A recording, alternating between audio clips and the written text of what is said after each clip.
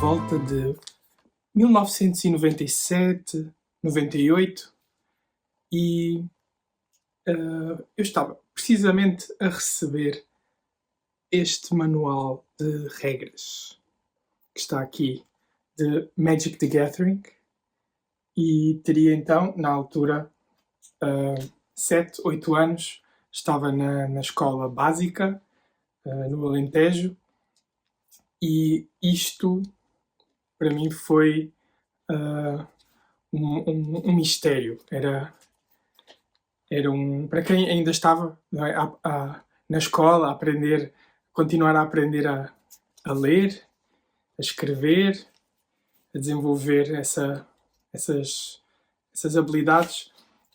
Isto foi um grande mistério.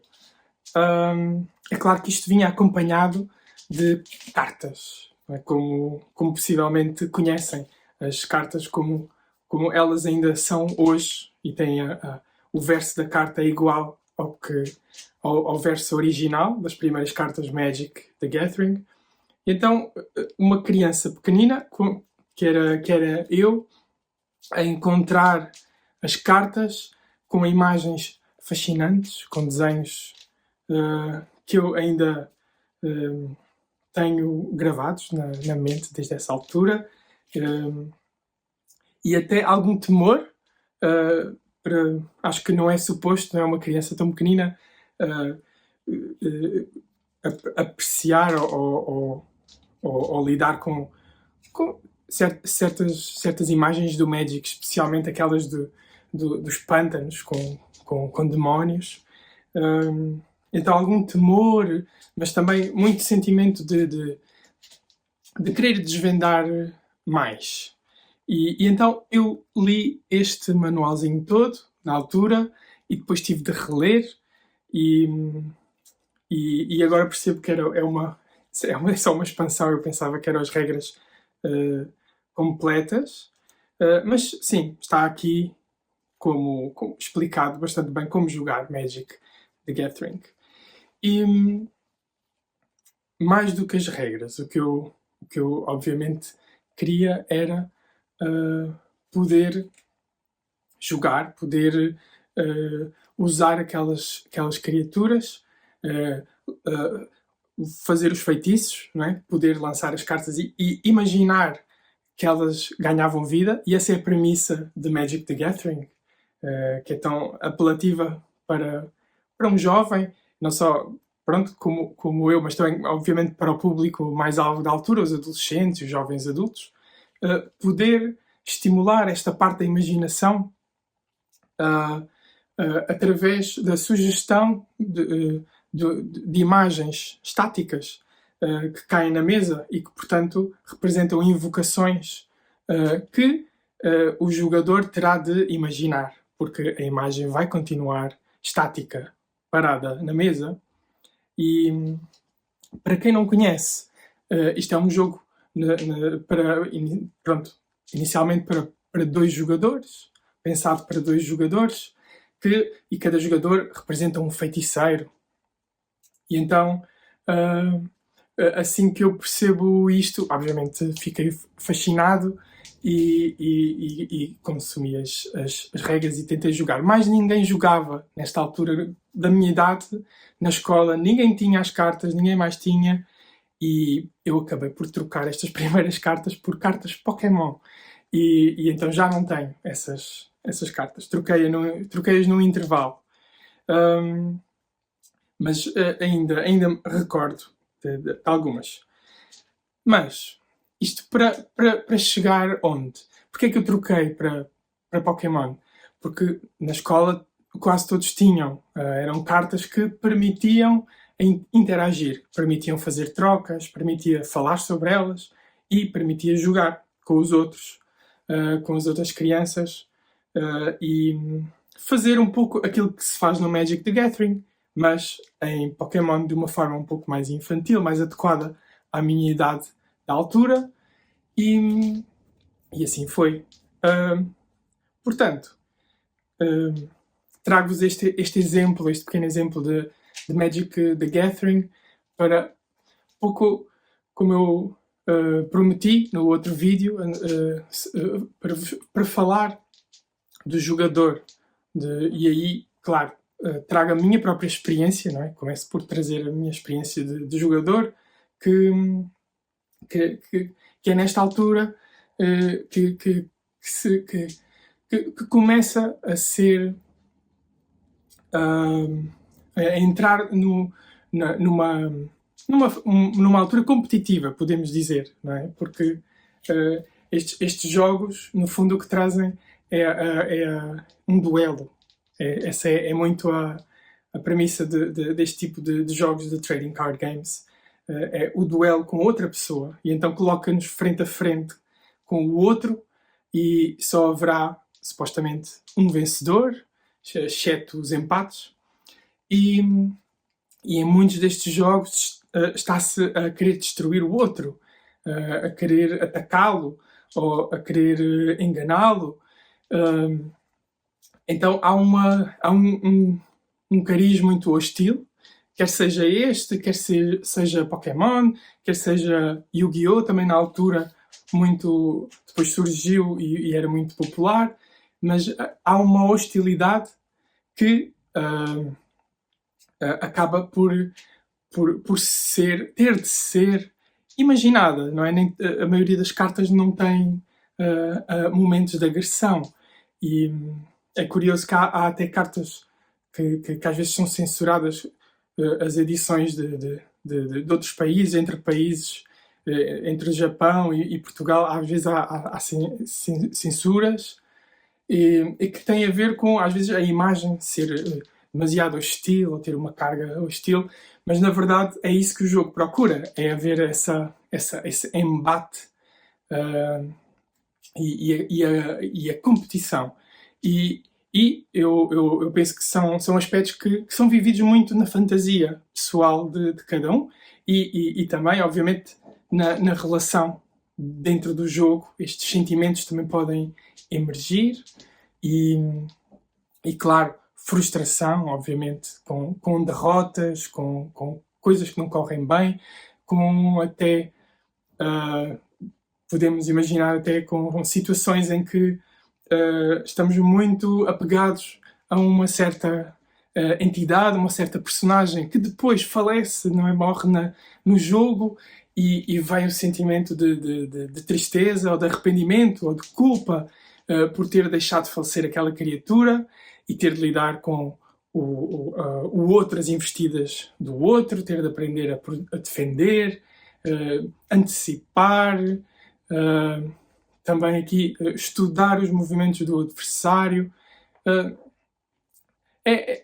Há várias razões para as quais os trading card games me atraíram, e devo dizer que colecioná-las não era o meu objetivo, tanto que eu as troquei, as primeiras cartas Magic as troquei porque não as conseguia pôr a jogar com ninguém, e esse é o detalhe onde eu queria chegar, que é a relação.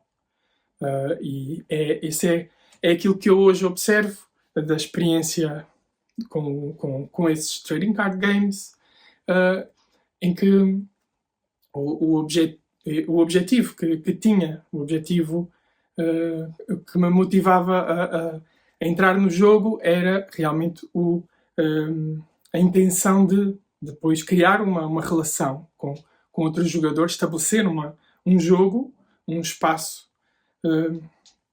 onde pudesse colocar em ação a minha fantasia, e poder também desfrutar do outro, da maneira de fantasiar do outro, e juntos podermos viver um espaço de jogo partilhado, com todos os sentimentos que ele envolve. Não são só, como já falámos, sentimentos agradáveis e aprazíveis. Também há espaço para a frustração, por exemplo.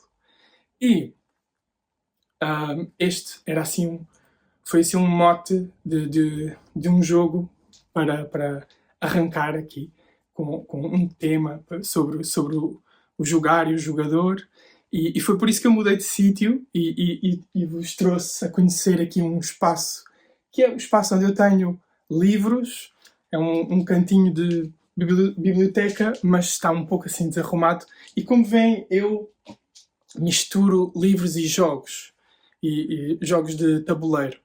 E, então a coleção de jogos está aqui, mas às vezes também está aqui, às vezes está um jogo e por trás estão mais livros.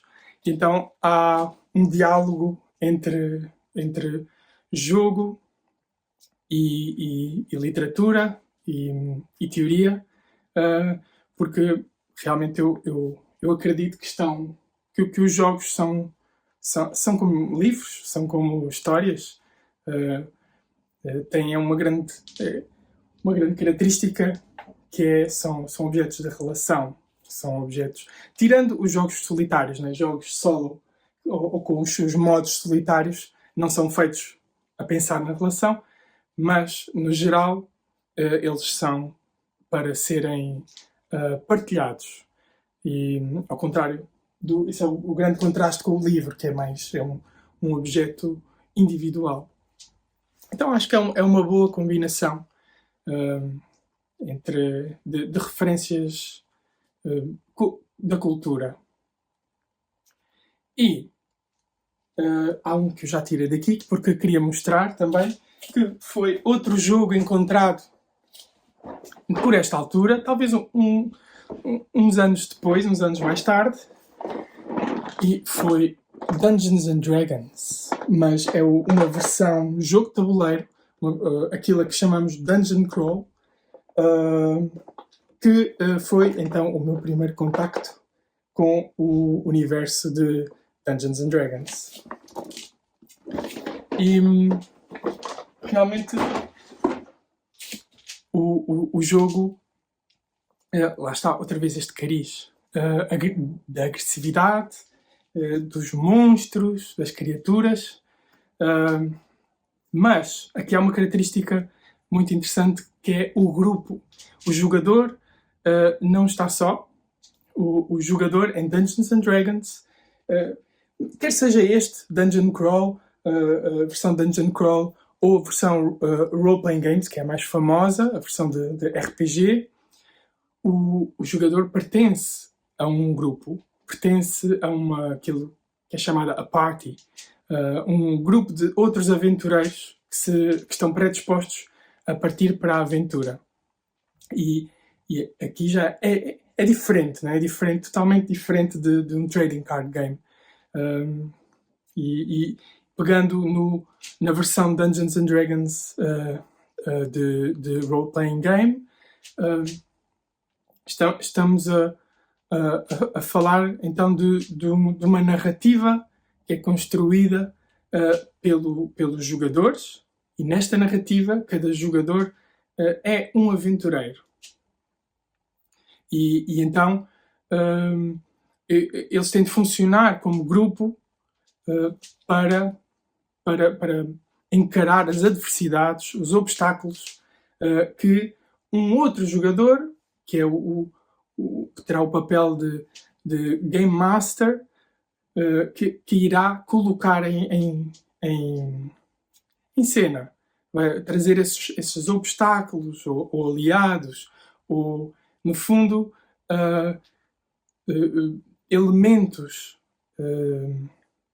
de narrativa que são potenciadores ou que trazem para referências que o grupo terá com que o grupo terá de lidar. E é particularmente interessante pela liberdade que confere aos jogadores. Não esta versão que eu vos mostrei, mas a versão de role-playing de RPG, que é a mais popular, tem essa característica muito interessante e que é também muito interessante para o uso terapêutico, que é o possibilitar ao jogador usar a sua própria criatividade, aceder à sua imaginação e fazê-lo, se for o caso, em grupo, com outros jogadores, e construir uma narrativa que, no fundo, é co-criada e é feita e emerge à medida de todos os que estão a participar. Portanto, é uma experiência bastante diferente destes jogos todos que estão aqui.